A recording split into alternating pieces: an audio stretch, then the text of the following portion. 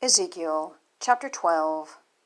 The word of the Lord also came unto me, saying, Son of man, thou dwellest in the midst of a rebellious house, which have eyes to see, and see not. They have ears to hear, and hear not, for they are a rebellious house. Therefore, thou son of man, prepare thee stuff for removing, and remove by day in their sight. And thou shalt remove from thy place to another place in their sight.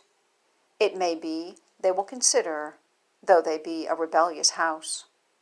Then shalt thou bring forth thy stuff by day in their sight, as stuff for removing, and thou shalt go forth at even in their sight, as they that go forth into captivity. Dig thou through the wall in their sight, and carry out thereby, and their sight shalt thou bear it upon thy shoulders, and carry it forth in the twilight. Thou shalt cover thy face, that thou see not the ground, for I have set thee for a sign unto the house of Israel.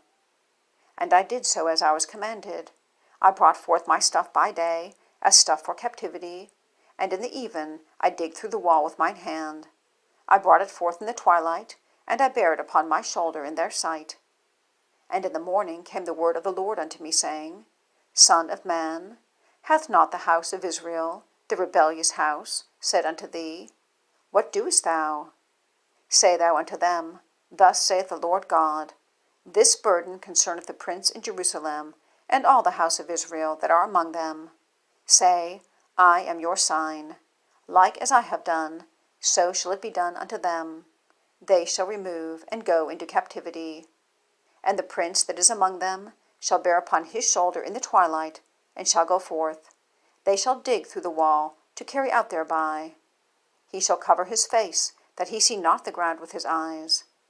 My net also will I spread upon him, and he shall be taken in my snare, and I will bring him to Babylon, to the land of the Chaldeans. Yet shall he not see it, though he shall die there. And I will scatter toward every wind all that are about to him to help him, and all his bands, and I will draw out the sword after them. And they shall know that I am the Lord, when I shall scatter them among the nations, and disperse them in the countries. But I will leave a few men of them from the sword, from the famine, and from the pestilence, that they may declare all their abominations among the heathen, whither they come, and they shall know that I am the Lord. Moreover, the word of the Lord came to me, saying, Son of man, eat thy bread with quaking, and drink thy water with trembling and with carefulness, and say unto the people of the land, Thus saith the Lord God of the inhabitants of Jerusalem, and of the land of Israel, They shall eat their bread with carefulness, and drink their water with astonishment, that her land may be desolate from all that is therein, because of the violence of all them that dwell therein.